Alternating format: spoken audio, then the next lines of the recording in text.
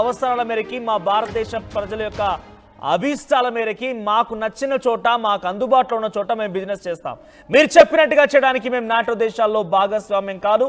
మేము అమెరికా అధ్యక్షుడు దగ్గర మీలాగా వంగి కూర్చోడానికి మోకర్లిపోవడానికి మేము బ్రెజిలో లేకపోతే ఇతరత్ర దేశాలు అనుకుంటే జర్మనీ, ముఖ్యంగా జర్మనీ, బ్రిటన్ లాంటి దేశాలు అనుకుంటే పొరపాటు పడ్డట్టే. చాలా డైరెక్ట్గా స్ట్రైట్ వార్నింగ్ ఇచ్చారు. అంతకంటే ముందు నాటో దేశాలకు సంబంధించినటువంటి సెక్రటరీ జనరల్ మార్కో రుట్టే ఆయన ఏం చేశారంటే వైట్ హౌస్లో ట్రంప్తో భేటీ అయ్యారు. ఆ తర్వాత మరుసటి రోజు అక్కడి అమెరికా సెనేటర్లతో మాట్లాడుతున్న సమావేశాలను చాలా క్లియర్ చెప్పుకొచ్చారు. రష్యా అండ్ చైనా, ఇండియా ఈ మూడు దేశాలు మీ యొక్క సఖ్యతని మీకున్నటువంటి విధి విధానాలను తగ్గించుకోకపోతే ఒక రకంగా వాళ్ళ వార్నింగ్ ఏంటంటే రష్యా దగ్గర ఇండియా చాలా పెద్ద మొత్తంలో ఆయిల్ కన్జంప్షన్ చేస్తోంది, ఆయిల్ తీసుకుంటోంది. కాబట్టి దీని నేపథ్యంలో రష్యా కొంత ఆర్థిక వనరులు సమకూర్చే ప్రయత్నం జరుగుతోంది. ఉక్రెయిన్ రష్యా యుద్ధాన్ని ఆపివేయడం కోసం రష్యాని దెబ్బతీయాలంటే ఇండియా అక్కడి నుంచి ఆయిల్ కొనకూడదు. చైనా కూడా రష్యాతో సత్సంబంధాలు తగ్గించాలి. ఇంకా ఏ దేశాలైతే చైనా నుంచి ట్రేడ్ చేస్తున్నాయో, చైనాకి ఆర్థికంగా వనరులు సమకూరుస్తున్నాయో, మీరు మీ పద్ధతిని మార్చుకోకపోతే మీ పైన మేము 100% సుంకాలను విధించాల్సి ఉంటుందనేది నాటో సెక్రటరీ జనరల్ మార్క్ రుట్టే చెప్పుకొచ్చారు. సో ఎంత దుర్మార్గంగా మాట్లాడుతున్నారంటే వీళ్ళు. మీరు ఆల్రెడీ అమెరికా అధ్యక్షుడు డొనాల్డ్ ట్రంప్ దగ్గర మోకరిల్లిపోయారు. ఆయన మోకాళ్ళ కింద, ఆయన కాలు కింద చెప్పుల మీరు వ్యవహరిస్తున్నారు. కానీ భారతదేశానికి అంత పరిస్థితి రాలేదు. మీరు ఆయన ఏం చెప్పాలంటే ఆయన నోటి నుంచి రావాల్సిన మాటని ఆయన మనస్సులో ఉండగానే మీరే చెప్పే ప్రయత్నం చేస్తున్నారు. నాటో దేశాలు, ఆఫ్టర్ ఆల్ నాటో, ఎస్ నేను ఇప్పుడు చాలా క్లియర్గా చెప్తున్నాను. అక్కడ 20 దేశాలు ఉంటే ఉండనివ్వండి, దాంట్లో బ్రిటన్, ఇటలీ, జర్మనీ, ఇతరత్ర దేశాలు ఉంటే ఉండనివ్వండి. కానీ మన దాకా వచ్చిందంటే డెఫినెట్గా ఎవరైనా కూడా ఆఫ్టర్ ఆల్ గానే భావించాలి. సో నాటో దేశాలకు సంబంధించిన సెక్రటరీ జనరల్ మార్కో రుట్టేకి భారత ప్రభుత్వం చాలా స్ట్రాంగ్గా రియాక్ట్ అయింది. మేము ఏం కొనాలో నువ్వేలా చెప్తావు? మేము ఎక్కడి నుంచి కొనుగోలు చేయాలి, ఏ దేశాలతో ట్రేడ్ నడిపించుకోవాలి, ఎలా ఉండాలి నువ్వేలా చెప్తావు? నీకేమైనా విభేదాలు ఉంటే ఆ దేశంతో తెలుసుకో. నిజంగా నీకు రష్యాతో ఇబ్బందులు ఉంటే రష్యాతో తెగదింపులు చేసుకో, రష్యాతో మాట్లాడు, రష్యాతో ఫైట్ చేయి. కానీ భారత్ ఏం చేయాలనేది నువ్వు చెప్పాల్సిన అవసరం లేదని చెప్పి చాలా స్ట్రాంగ్గా రియాక్ట్ అయ్యారు. అంతకంటే ముందు నాటో దేశాలకు సంబంధించి సెక్రటరీ జనరల్ మార్క్ రుట్టే ఏం మాట్లాడారో చూద్దాం.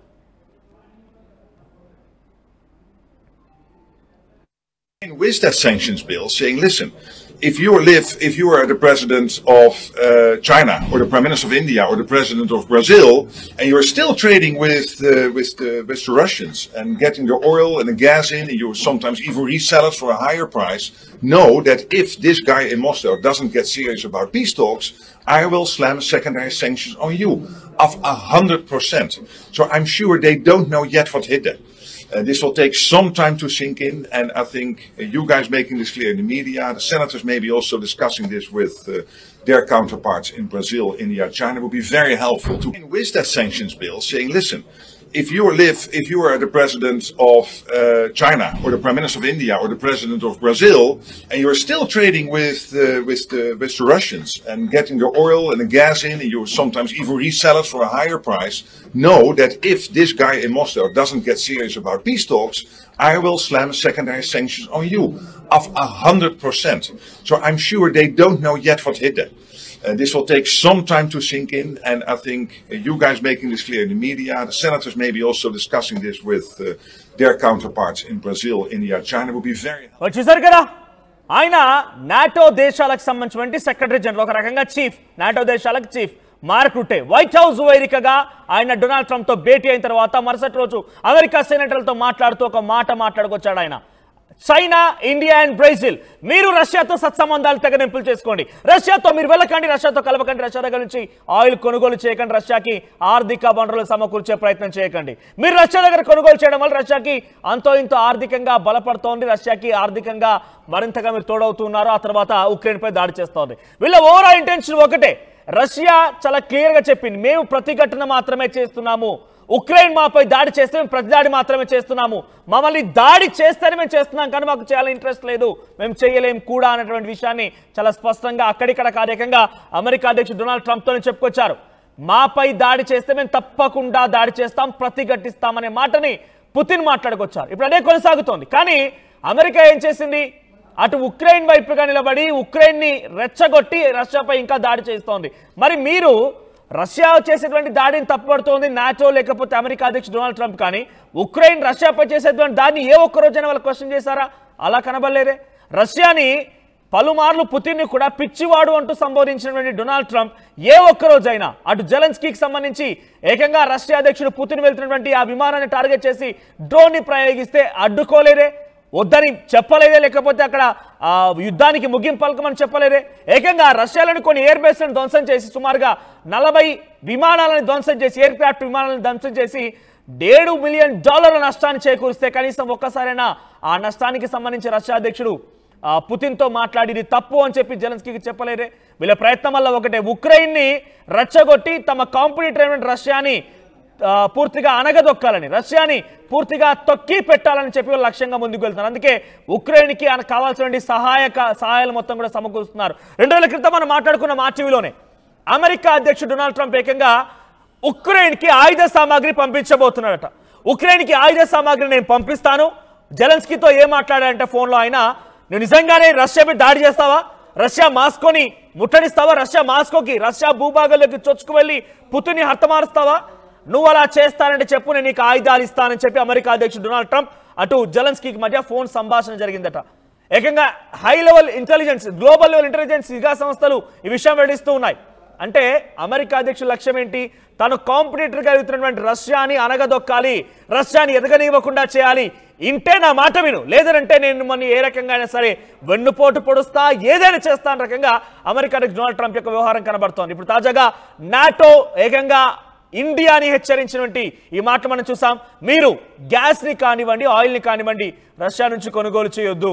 రష్యా నుంచి కొనుగోలు చేయడం వల్ల మాకు ఇబ్బంది కలుగుతోంది, రష్యాకి మరింతగా వనరులు సమకూరుతూ ఉన్నాయి. మరీ ముఖ్యంగా వెస్టర్న్ కంట్రీస్ పైన మీరు ఆధారపడకూడదు అనేటువంటి ఒక ఆ అంశం కూడా వెనక్కి తీసుకోవాలని రకంగా వారంతా మాట్లాడుతున్నారు. గతంలో యుఎస్ సంబంధించిన కామర్స్ సెక్రటరీ హార్వర్డ్ లుట్నీ కూడా ఇదే మాట్లాడుకొచ్చారు. భారతీయ ప్రజలంటే మాకు చాలా గౌరవం ఉంది, భారతీయులంటే చాలా ప్రేమ ఉంది, భారతీయ ప్రధాని నరేంద్ర మోదీ అంటే ట్రంప్కి చాలా దగ్గరివాడు, మిత్రుడని చెప్పుకొస్తూనే మరోవైపుగా మీరు చేసేటువంటి చర్యలు కొంత అమెరికాని ఇబ్బందులు గురి చేస్తున్నాయి. బ్రిక్స్ వేదికగా మీరు వెస్టర్న్ కంట్రీస్ పైన ఆధారపడకుండా ఉండాలనేటువంటి మీ లక్ష్యాలు, మీ టార్గెట్స్ మమ్మల్ని ఇబ్బందులు గురి చేస్తున్నాయి. మీరు ఏ రకంగా అయితే వ్యవహరిస్తున్నారో మేము కూడా అదే రకంగా వ్యవహరిస్తామని చెప్పడం.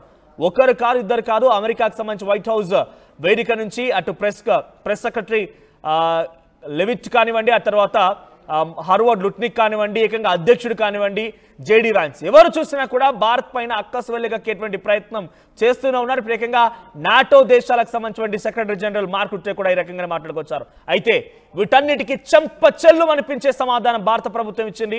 మన భారత విదేశాంగ మంత్రిత్వ శాఖ నుంచి స్పోక్స్ పర్సన్ రణ్ధీర్ జైస్వాల్ చెంపచెల్లు అనిపించే సమాధానం ఇచ్చాడు. నువ్వెవడు నాకు చెప్పడానికి? నా ఇష్టం, నా భారతీయ ప్రజల కోసం నేను ఏ రకంగా అయినా కూడా ట్రేడ్ చేస్తాను, నాకు లాభం జరిగే విధంగా ఎక్కడికైనా వెళ్తాను, నువ్వెవడు నాకు చెప్పడానికి అన్నట్టుగా చాలా డీటెయిల్డ్ సమాధానం ఇచ్చారు. ఒకసారి రణ్ధీర్ జైస్వాల్ ఏం మాట్లాడారో కూడా చూద్దాం.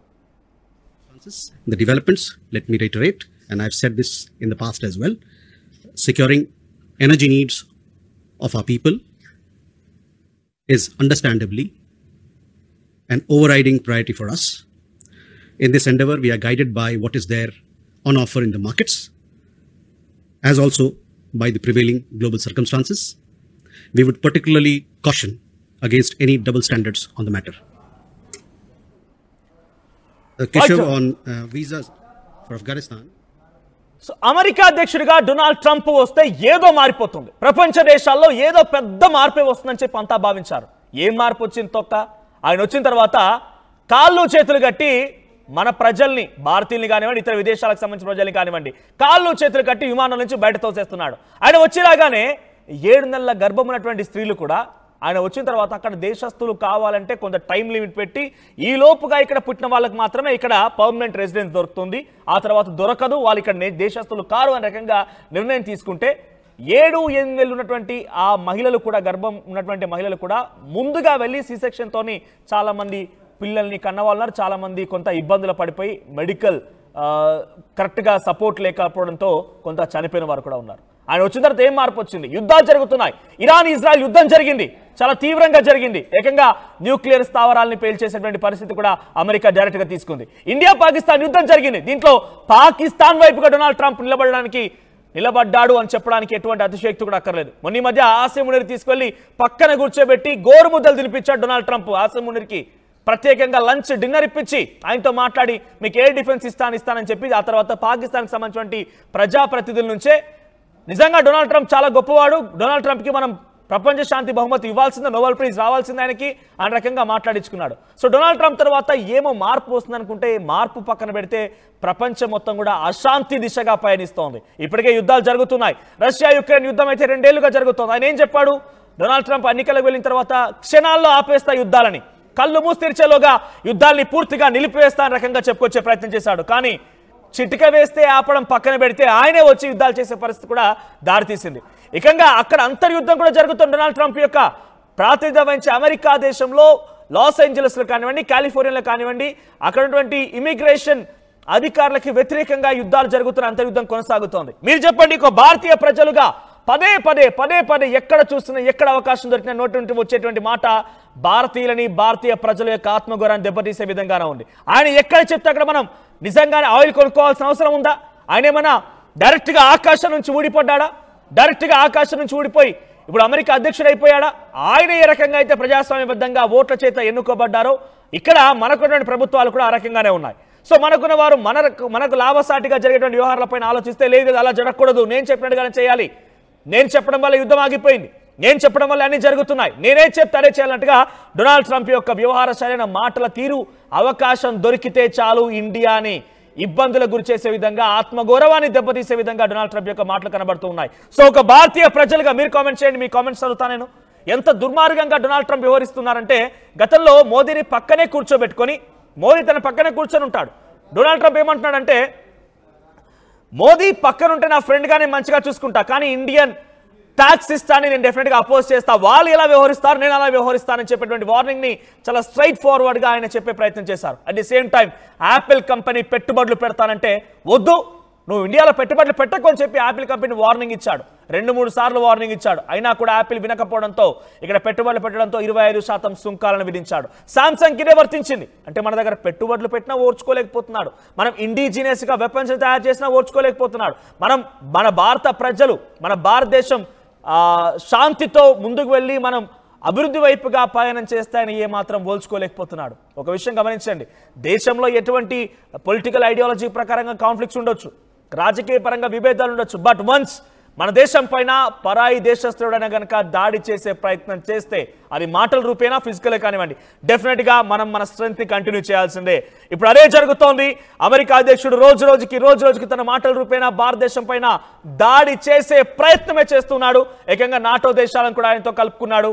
నాటో దేశాలకు సంబంధించిన సెక్రటరీ జనరల్ మార్క్ రుట్టే కూడా ప్రదే మాట్లాడుతున్నారు. దానికి ధీటైన సమాధానం మన వాళ్ళు తిప్పుకొట్టే ప్రయత్నం చేస్తున్నారు. కానీ మనం కూడా డెఫినెట్గా దాన్ని పాటించాల్సిందే, మనం కూడా వారిని అపోజ్ చేయాల్సిందే. మార్క్ రుట్టేకి చాలా ధీటుగా సమాధానం చెప్పారు minister of external affairs spokes person Randeep Jaiswal.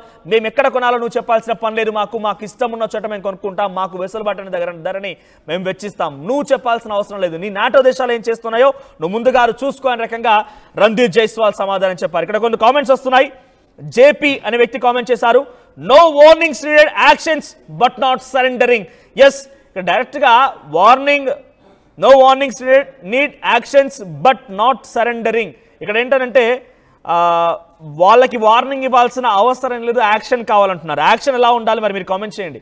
నిజంగా నాకు అవగాహన మేరకి, నాకు నా ఆలోచన మేరకు నేనేం చెప్తున్నానంటే డెఫినెట్గా India should be self reliant. America self రిలయంట్గా ఉంది కాబట్టి అమెరికా ఈరోజు అగ్రరాజ్యం అనే మాటను మనం మాట్లాడుకుంటున్నాం. సో మన దగ్గర నుంచి చాలా మంది అమెరికాకు వెళ్ళి డబ్బులు సంపాదించి, అమెరికాకు వెళ్ళి బిజినెస్ చేయాలి, అమెరికాకు వెళ్ళి కంపెనీలు పెట్టాలి, అమెరికాలో మనం ఏదో సాధించాలనే రకంగా ముందుకు వెళ్తుంటాం. కానీ అక్కడికి వెళ్ళేటువంటి ఆ పెట్టుబడులు, ఆ వ్యవస్థలనే ఇక్కడే రూపొందించుకోగలిగితే, ఇక్కడే మనం స్టార్ట్ చేసుకోగలిగితే మనం ఎందుకు సెల్ఫ్ రిలయంట్ అవ్వము? మనం ఎందుకు మనకు మనంగా ఒక సెల్ఫ్ రిలయంట్ దేశంగా ఉండలేకపోతున్నాం? మన కారణం ఒకటే, మన దగ్గర కాకుండా మన వాళ్ళంతా వెళ్ళి అక్కడ పెట్టుబడులు పెట్టడం, అక్కడ డబ్బులు దాచుకోవడం. ఇన్ఫాక్ట్ పొలిటీషియన్స్ కూడా వాళ్ళు దాచుకునే డబ్బు మొత్తం ఎక్కడ ఇల్లీగల్ హవాలా ఈ రూపాల్లో వివిధ దేశాల్లో దాచుకుంటుంటారు. కానీ అదే డబ్బుని మీరు హవాలా రూపంలో దొంగతనంగా సంపాదించిన పని లేదు. మీరు నిజంగానే ఏదో ఉపయోగపడేలా, భారతదేశానికి ఉపయోగపడేలా చేయాలనుకుంటే జెన్యూన్గానే అందరు స్వచ్ఛందంగానే మీరు మీ డబ్బుని ఏం చేసుకొని ఇక్కడే పెట్టుబడులు పెట్టండి, ఇక్కడే ఉపాధి అవకాశం కల్పించండి, ఇక్కడే ఉద్యోగ అవకాశాలు కల్పించండి. కానీ అలా చేయరు. సో మనం యాక్షన్స్ వద్దు, కేవలం వార్నింగ్ వద్దు, యాక్షనే కావాలి అని అంటే కనుక డెఫినెట్గా మనందరం కూడా దాంట్లో భాగస్వామ్యంగా ఉండాలి. సో ప్రజలు ఎవరైనా కనుక విదేశాలకు వెళ్ళిపోయి అక్కడ బాగా సంపాదించవచ్చు అనుకుంటే అక్కడ మన సోర్స్ని వాడు డబ్బుగా మార్చుకుంటాడు, మన స్ట్రెంత్ని వాడు డబ్బుగా మార్చుకుంటాడు. అఫ్కోర్స్ మనకు కూడా కొంత పే వస్తోంది, కానీ మనకున్నటువంటి ఆ టాలెంట్ని వాడు డబ్బుగా మార్చుకునే ప్రయత్నం చేస్తున్నాం. మనం ఇక్కడ ఎగ్జిక్యూట్ చేయొద్దు. ఆలోచించండి కొంతమంది ఎవరైతే ఎక్స్పర్ట్స్ కానివ్వండి, ఇంకెవరైనా ఉన్నారో. ది సేమ్ టైం కొన్ని కామెంట్స్ వస్తున్నాయి. పల్సెస్ డిజిటల్ అంట, వార్నింగ్గా మళ్ళీ సరెండర్ బాధ పడదు. సో ఇక్కడ కొన్ని డిఫరెంట్ ఒపీనియన్స్ వస్తున్నాయి. సో మీరు కామెంట్ చేయండి, మీ ఒపీనియన్ ఏంటి? నిజంగానే డొనాల్డ్ ట్రంప్ రోజు రోజుకి మాటల రూపేణా దాడి చేసేటువంటి ఈ ప్రయత్నం చేస్తుంటే ఒక భారతీయ దేశస్థుడిగా, మేరా భారత్ మహాన్ అని చెప్పేటువంటి ఒక భారతీయుడిగా, సగర్వంగా చెప్పేటువంటి ఒక భారతీయుడిగా నీ అభిప్రాయం ఏంటి? డొనాల్డ్ ట్రంప్ నిజంగానే అది ఒక్కరితో సాధ్యం కాదు, కేవలం ప్రభుత్వాలు ఆర్మీ చేసే పనే కాదు, మనందరం కూడా దాంట్లో భాగస్వామ్యంగా ఉండాల్సిన అవసరం ఉంది. ఆర్థికంగా అమెరికా, డెఫినెట్గా ఇండియా నుంచి చాలా మంది వెళ్తూ ఉంటారు, అక్కడ ఉద్యోగ అవకాశాల కోసం వెళ్తూ ఉంటారు. కానీ మనం భారతీయుడిగా ఏం చేయాలి, మన పాత్ర ఏంటి? ఒకసారి కామెంట్ చేసే ప్రయత్నం చేయండి.